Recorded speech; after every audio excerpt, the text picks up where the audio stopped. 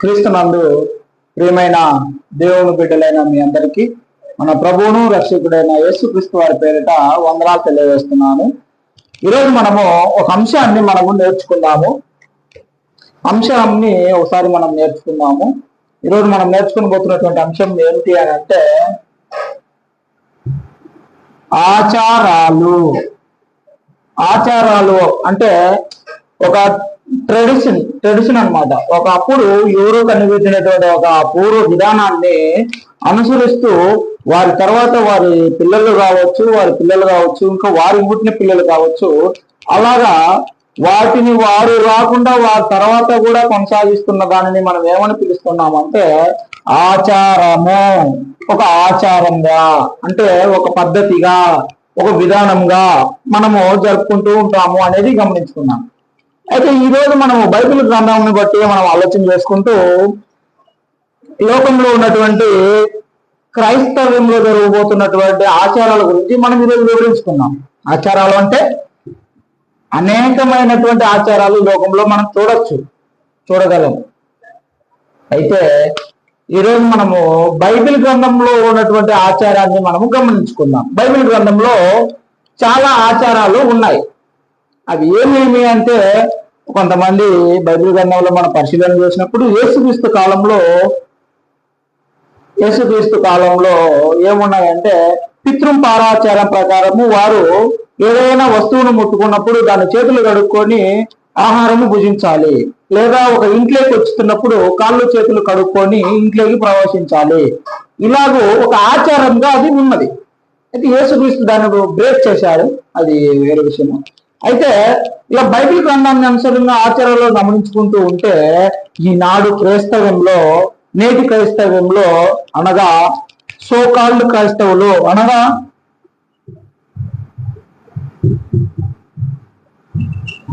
పిలువబడుతున్నటువంటి so called క్రైస్తవులు ఈనాడు ఏం జరుపుతున్నారు అని అంటే ఈనాడు క్రైస్తవ్యంలో అనగా పిలువబడుతున్నటువంటి క్రైస్తవులు వారు నిజానికి దేవుని ఆలోచన ఉన్న ప్రకారము, కానీ కొన్ని శతాబ్దాలుగా నేటి క్రైస్తవ్యంలో ఏం జరుగుతున్నదంటే ఆచారాలు అంటూ కొన్ని పద్ధతులను మనము చూడవచ్చు. దాంట్లో ఒకటి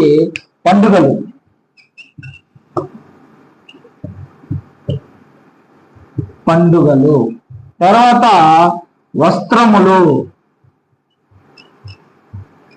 అంటే బైబిల్ గ్రంథంలో పాత నిబంధన కాలంలో పండుగలు అనేవి ఉన్నాయి. అయితే అవి ఏమి పండుగలు ఉన్నాయంటే ఒకటి పస్కా పండుగ, రెండోది పెంతెకోస్తు పండుగ, మూడోది గుడారాల పండుగ. ఇలాగా బైబిల్ గ్రంథంలో కొన్ని పండుగలు ఉన్నాయి. అయితే నేడు మనం చూడగలము బైబిల్ గ్రంథంలో లేని పండుగలను మనం చూసినప్పుడు మనకేం కనబడుతున్నాయి? బైబిల్ గ్రంథంలో లేని పండుగలు అంటే ఒకటి క్రిస్మస్, రెండు గుడ్ ఫ్రైడే,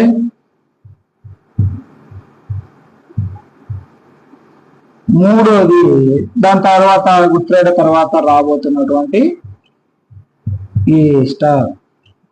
ఇలాగ బైబిల్ గ్రంథంలో 3 పండుగలను ఆచారంగా ఆచరిస్తున్నారు అనేది మనం గమనించవచ్చు.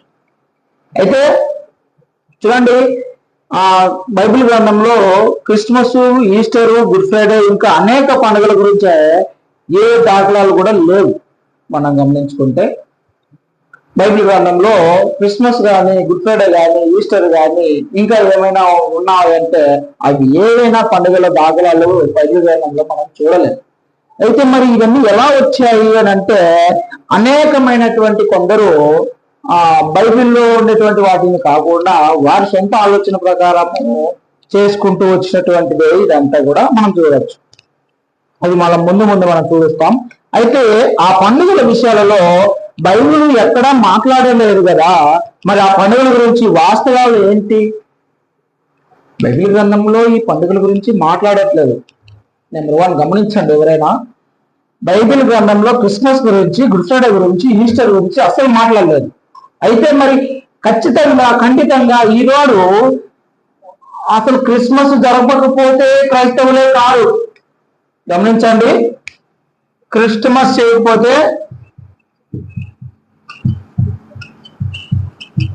చేయకపోతే క్రైస్తవులు కారు ఈనాడు. గుడ్ ఫ్రైడే, ఈస్టర్ చేయకపోతే ఈనాడు క్రైస్తవులే కారు. కానీ బైబిల్లో ఇవన్నీ మనం లేవు కదా, మరి అవన్నీ జరపకపోతే పరిస్థితి ఏంటి అని గమనించుకోవాలి. చూడండి, ఈ పండుగల గురించి వాస్తవాలు ఏమిటో మనం ఆలోచన చేసినప్పుడు ఆ వాస్తవాల గురించి బైబిల్ పరిశుద్ధ గ్రంథమైనటువంటి బైబిల్ మనం పరిశీలన చేసి గ్రహిస్తే మనకేం తెలుస్తుంది?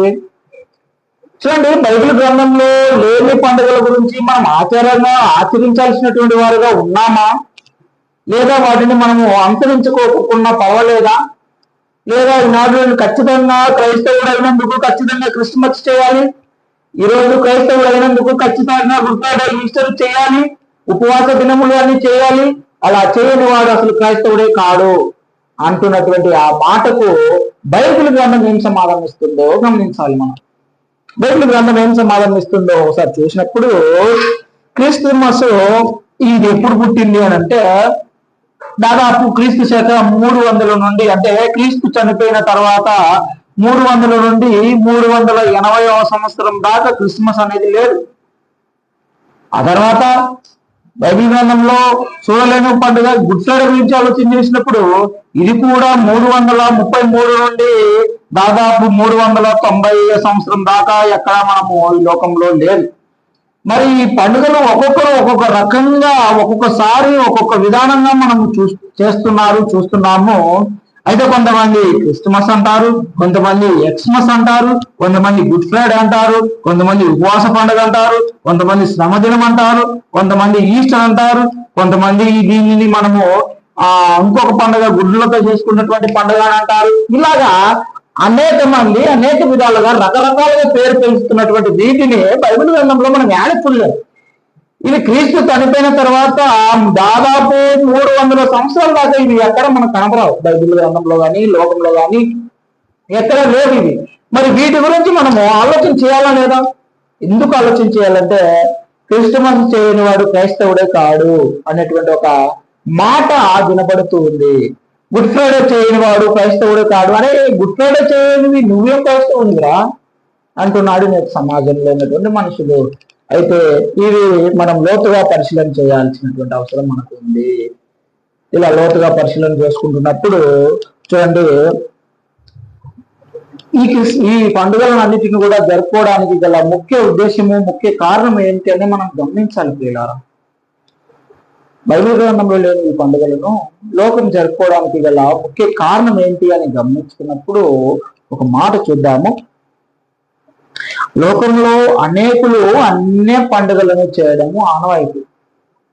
ఈ లోకంలో అనేకులు పండుగలు జరుపుకుంటూ ఉండడం ఆనవాయితీ. అయితే ఈ లోకంలో ఉన్నటువంటి వీరందరూ కూడా క్రైస్తవ్యంలోకి వచ్చిన తర్వాత, అనగా వాళ్ళు వాళ్ళ మతంలో నుండి క్రిస్టియన్స్ గా కన్వర్ట్ అవుతున్నటువంటి ఆ సందర్భాన వీళ్ళందరికీ కూడా పాత అనగా వాళ్ళు పూర్వంలో ఉన్నటువంటి ఆ అలవాట్లు ఏవైతే ఉన్నాయో వాటన్నిటిని కూడా మర్చిపోలేక, అనగా వాటన్నిటిని కూడా జరుపుతూ ఉంటున్నారు కదా, వారందరూ కూడా వాటిని అన్నిటిని కూడా ఆపివేసి ఇప్పుడు క్రైస్తవులేకి వచ్చారు కదా. మరి ఇక్కడ ఉప్పు సప్పు లేకోకుండా, అనగా ఏ సప్పుడు లేకోకుండా, ఏ రుచి లేకోకుండా కేవలం ప్రార్థన మందిరం అనుకుంటూ వెళ్తే ఏం బాగుంటది? మనం అక్కడ ఆ పండుగలు చేశాం కదా, మరి ఇప్పుడు మనం ఇక్కడ కూడా ఈ పండుగలు మనం చేసుకుందాంలే అని అనుకున్నటువంటి భావనతో పుట్టినవే ఇవన్నీ కూడా. చూడండి, యాస్టేజ్ మనం పాత అనగా హిందువులు లోకంలో ఉన్నటువంటి వారందరూ కూడా ఎలాగైతే పండుగలు చేస్తున్నామో మనం కూడా వాటిని మాత్రం పండుగలు చేసుకుంటున్నాం. సార్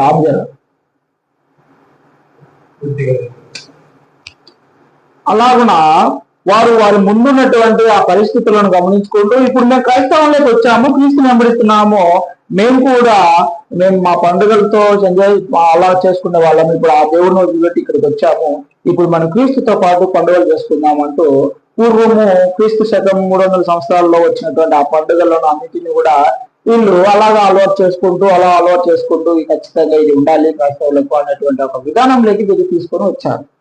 అయితే మనం గమనించుకోవాల్సినటువంటి విషయం వస్తే, మనమైతే గుడ్డిగా వాటిని ఫాలో అవ్వాలన్నా లేదా వాటిని ఏమై ఉన్నా కానీ గమనించుకుంటూ ముందుకు వెళ్ళాలన్నా? చూడండి, ఈ ఆచారాల గురించి తెలుసుకునే క్రమంలో తలెత్తినటువంటి కొన్ని అభ్యంతరాలను వాక్యానుసారంగా మనము పరిశీలన చేసుకుంటూ స్పందించుకుంటూ కొన్ని వివరాలను చూసుకుందాం. ఈ అభ్యంతరాలన్నింటిని కూడా పరిశీలన చేసుకుంటూ కొన్ని విలువైనటువంటి వాక్యాలను మనం పరిశీలన చేసుకుంటూ వెళ్తే మనకు ఖచ్చితంగా సమాధానము అనేది దొరుకుతుంది. అలా మనం పరిశీలన చేయాల్సినటువంటి అవసరం మనకి ఎంతైనా ఉంది. అలా పండుగల గురించి మనం ఆలోచన చేసినప్పుడు, పండుగలను ఆచరించమని బైబిల్లో ఎక్కడా చెప్పబడింది? ఆలోచించే ప్రశ్న.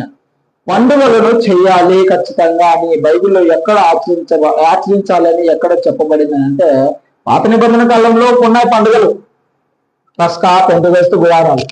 ఇవన్నిటిని కూడా క్రీస్తు తర్వాత అవి మనం చేయాలా చేయకూడదా అంటే ఆ విధానం మనకు లేదు. ఇప్పుడు పస్కా పండుగ మాదిరి, పెంటెకొస్తు పండుగ, గుడారాల పండుగ మాదిరి మనకు లేదు. అది నెక్స్ట్ పార్ట్. తర్వాత వేరే విధానంలో వేరే వీడియో నేను తయారు చేస్తాను ఈ పండుగల గురించి. అయితే ఈ పండుగలను మినహాయించి ఇప్పుడు నేటి సమాజంలో క్రైస్తవులు పిలువడుతున్న గుడ్ ఫ్రైడే, ఈస్టర్, క్రిస్మస్ ఇవన్నిటిని కూడా మనం జరుపుకోవడానికి మనకి ఏం రుజువులు ఉన్నాయి చూడండి. మనం గమనించుకుంటే, సంఘంగా విశ్వాసులు ఏం చేయాలో ఏం చేయకూడదో, దేవుని ఎలా ఆరాధించాలనో దేవుని ఎలా ఆరాధించకూడదో దేవుడే మనకు స్పష్టంగా చెప్పాడు. సంఘంలో దేవుని ఎలా ఆరాధించాలి, ఎలా ఆరాధించకూడదు, దేవుని ఎలా గణపరచాలి, లేదా సంఘంలో నియమాలు ఎలా ఉండాలి అనేటువంటి విధానము దేవుడు మనకు స్పష్టంగా చెప్పాడు.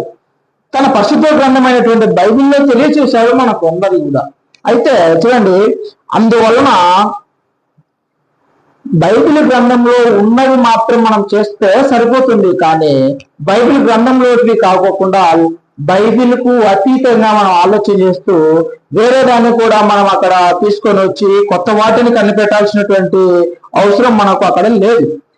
అలా కొత్త వాటిని తీసుకుని వచ్చి బైబిల్ గ్రంథంలో లేని వాటిని కూడా మనం తీసుకుని వచ్చి క్రైస్తవ సంఘాలలో మనం చెయ్యాలి అని అంటే ఖచ్చితంగా నీవు దేవుని యొక్క అధికారాన్ని ఓవర్లప్ చేసుకుంటున్నట్టే, ఆయన అధికారాన్ని నీవు నీ చేతిలో పెట్టుకొని చేసుకుంటున్నట్టే. అలా చేయడం అనేది న్యాయం కాదు. అది ఖచ్చితంగా న్యాయమైనటువంటి విధానము కాదు. చూడండి, మనం చూస్తే అలా చేసే అధికారం దేవుడు ఎన్నడూ ఎవరికి ఇవ్వలేదండి. అంటే తన అధికారాన్ని మానవులు తీసుకొని చేయొచ్చు అనేటువంటి అధికారము ఈనాడు లోకంలో దేవుడు ఎవరికి ఇవ్వలేదు ఆ విధంగా. అయితే ఈనాడు మనం పండుగల గురించి, ఆచారాల గురించి అనేకమైనటువంటివి మనం ఎప్పుడో ప్రారంభించినటువంటివి ఉన్నాయి కదా. మరి వాటన్నిటిని కూడా మనము చేయవలసినటువంటి అవసరం ఉంటే దాన్ని మనం ఏం చేస్తున్నామంటే దేవుని చేతిలో ఉండి మా చేతిలోకి ఓవర్లాప్ చేసుకుంటున్న వారుగా మనం ఉంటున్నాము. చూడండి, ఎవరు ప్రారంభించారు, ఎవరు దీన్ని కనిపెట్టారు అని ఆలోచన చేసినప్పుడు మనం చూస్తే రోమన్లు అంటే క్యాథలిక్స్, క్యాథలిక్లు ఇంకా అనేకమైనటువంటి వారందరూ కూడా చాలా మనుషులు కనిపెట్టినటువంటి పండుగల్లో మనం ఇక్కడ చూస్తున్నాం. ఇలా మనం ఆలోచించుకుంటూ బైబిల్ గ్రంథాన్ని పరిశీలన చేస్తే యేసుక్రీస్తు తర్వాత యేసుక్రీస్తు కాలంలో మనం చూసినప్పుడు, యేసుక్రీస్తు కాలంలో కానీ యేసుక్రీస్తు చనిపోయిన తర్వాత తన శిష్యులైనటువంటి 12 మంది అపోస్తలులు కానీ ఆ తర్వాత వచ్చినటువంటి పౌలు గారు కానీ ఎక్కడ కూడా బైబిల్ గ్రంథంలో ఇటువంటి ఆచారాలు ఆచరించినట్టు మనం చూడలేము. అలా చూడలేని వాటిని మరి ఎవరు కనిపెట్టారా అని మనం ఆలోచన చేసినప్పుడు మనకు అక్కడ కనబడుతున్న వారు ఎవరు అని అంటే, వీటన్నిటిని ఆచారాల వెనుకల ఉన్నది ఎవరు అని అంటే ఒక మనుష్యుడు మాత్రమే. చూడండి, మనుష్యుడు అనేటువంటి వీడు ఎప్పుడో కనిపెట్టినటువంటి ఒక పండుగ ఆచార పద్ధతులను ఈనాడు మనం కూడా చేయాల్సినటువంటి ఒక దురదృష్టకరమైనటువంటి సంభవం మన జీవితంలో జరుగుతున్నాయి. ఆ విధంగా మనం చూస్తే అసలు ఇవన్నీ ఎవరు చేశారు, ఎవరు కల్పించారు అన్నప్పుడు దేవుడితో సంబంధం లేదు, యేసుక్రీస్తుతో అనగా భూమి మీదకి వచ్చినటువంటి క్రీస్తుతో సంబంధం లేదు. ఆ తర్వాత ఉన్నటువంటి 12 మంది శిష్యులకు సంబంధం లేదు. మరి ఎవరు కనిపెట్టారో అని ఆలోచన చేసినప్పుడు మనకు మనుష్యుడు మాత్రమే వీటిని కనిపెట్టి ఉంటాడు అని మనకు లేఖనాలు స్పష్టంగా తెలుస్తున్నాయి. అయితే ఇటువంటి మనుషులు కల్పించిన ఆచారాల విషయమై యేసు ప్రభు ఒక సందర్భంలో ఒక మాట మాట్లాడాడు. మనందరికి తెలిసినటువంటి మాట ఒకటి ఉంది. మత్తయి సువార్త 15వ అధ్యాయంలో గమనించుకున్నప్పుడు, మత్తయి సువార్త 15వ అధ్యాయము 6 నుండి 9 వచనాల్లో, మీరు మీ పారంపర్యాచారము నిమిత్తమై దేవుని వాక్యమును నిరర్థకము చేయుచున్నారు. వేషధారులారా, ఈ ప్రజలు తమ పెదవులతో నన్ను గణపరచుదురు గాని వారి హృదయము నాకు దూరంగా ఉన్నది. చూడండి, మరి ప్రాముఖ్యంగా 9వ వచనంలో, మనుషులు కల్పించిన పద్ధతులు దైవోపదేశములను బోధించుచు వారు నన్ను వ్యర్థంగా ఆరాధించుచున్నారు అని యెషయా మిమ్మల్ని గురించి ప్రవచించిన మాట సరి అని వారితో చెప్పి ఆ విధంగా చెప్పడం జరిగింది. చూడండి, యేసుక్రీస్తు ప్రభు ఏం చెప్తున్నారంటే, మనుషులు కల్పించినటువంటి పద్ధతులను ఇవి దైవ ఉపదేశములు.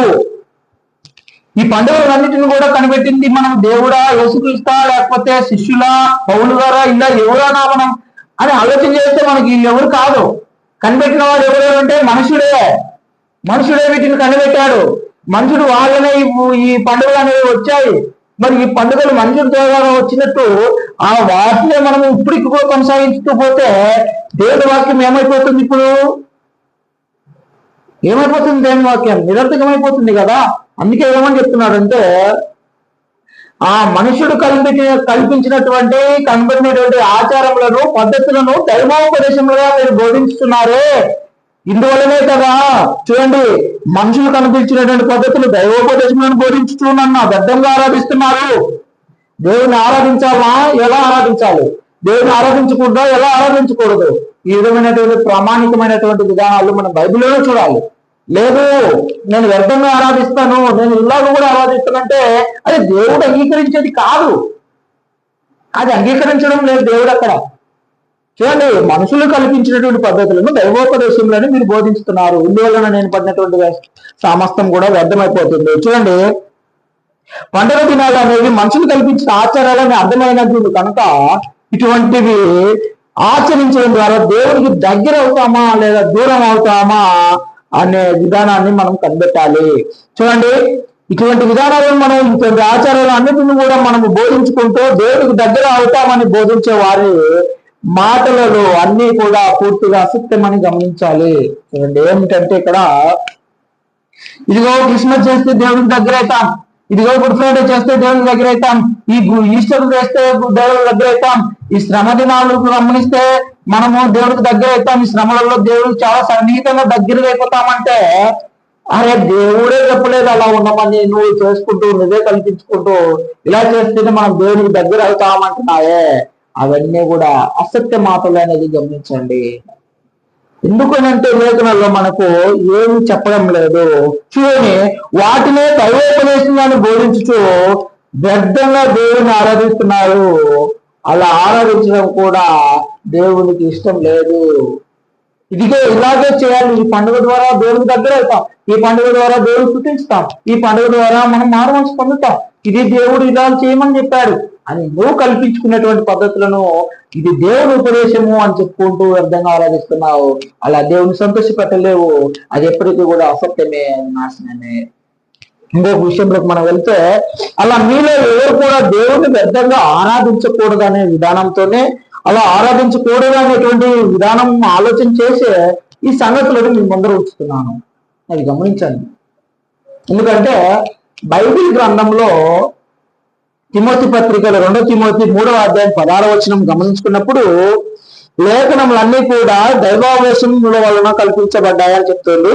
చూడండి, తిమోతి 3వ అధ్యాయం 16వ వచనము, 2వ తిమోతి 3వ అధ్యాయం 16వ వచనము గమనించుకున్నప్పుడు 3వ అధ్యాయము 16వ వచనము, దైవజనుడు సన్నద్ధుడై ప్రతి వాక్యమును పూర్ణంగా సిద్ధపడి ఉన్నట్లు దైవావేశము వలన కలిగిన ప్రతి లేఖనమును ఉపదేశించుటకును, ఖండించుటకును, తప్పు దిద్దుటకును, నీతి యందు శిక్ష చేయుటకును ప్రయోజనకరమై ఉన్నది. ఈ వాక్యం ఏ విధంగా ఉన్నదంట? ఇది బోధించడానికి, ఖండించడానికి, సరిదిద్దడానికి మరియు నీతి యందు శిక్ష ఇవ్వడానికి ఉపయోగపడుతుంది. తద్వారా దేవుని సేవకుడు ప్రతి మంచి పనికి పూర్తిగా సిద్ధపడతాడని కూడా చెప్తుంది. ఇక్కడ చూడండి, ఈ వాక్యం అనగా ఈ బైబిల్ గ్రంథంలో ఉన్నటువంటి వాక్యము ఏ దానికి ఉపయోగపడుతుంది అంటే మనకు బోధించడానికి ఉపయోగపడుతుంది, దీని వలన ఖండించడానికి ఉపయోగపడుతుంది, అలాగే దీన్ని సరిదిద్దడానికి ఇది ఉపయోగపడుతుంది, నీతి యందు శిక్షణ ఇవ్వడానికి కూడా ఇది ఉపయోగపడుతుంది.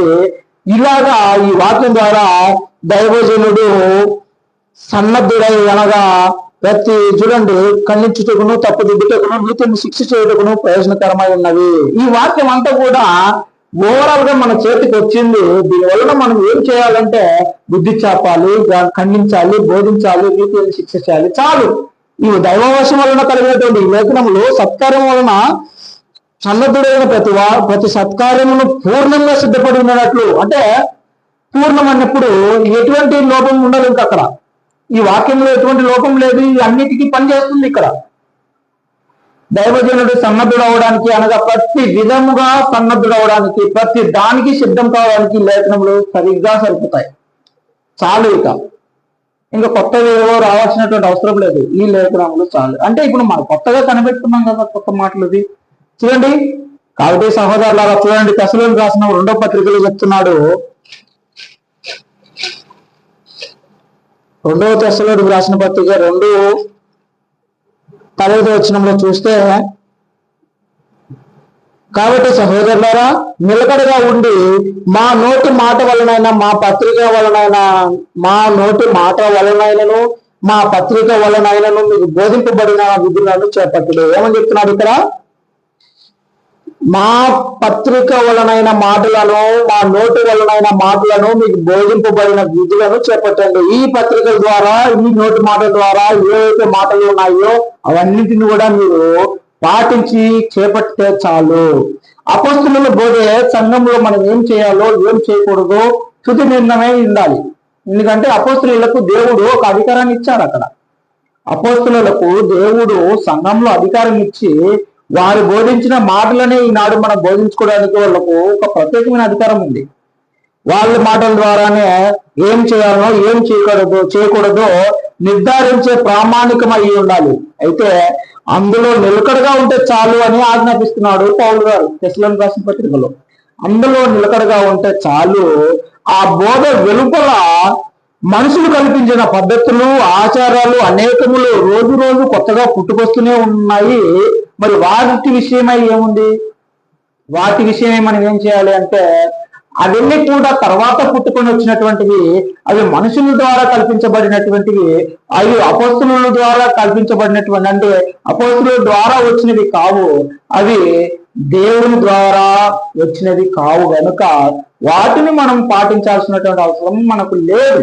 ఎందుకంటే లేఖనములో ప్రతిదీ మనకి ఏమేమి అవసరం ఉన్నాయో ఏమేమి అవసరం లేదో ప్రతిదీ లేఖనంలో ఉన్నాయి, బైబిల్లో ఉన్నాయి, చాలు.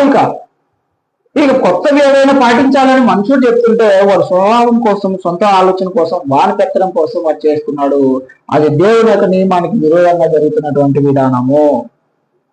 సంఘంలో అటువంటి వాటిని అన్నిటినీ ఆ సంఘంలో ఇటువంటి అన్ని కూడా వస్తున్నప్పుడు మనం ఏ విధంగా ఉండాలంటే చాలా అప్రమత్తంగా ఉండాలి. ఎందుకంటే ఇవన్నీ కూడా బోధలు చెరపేస్తున్నారు.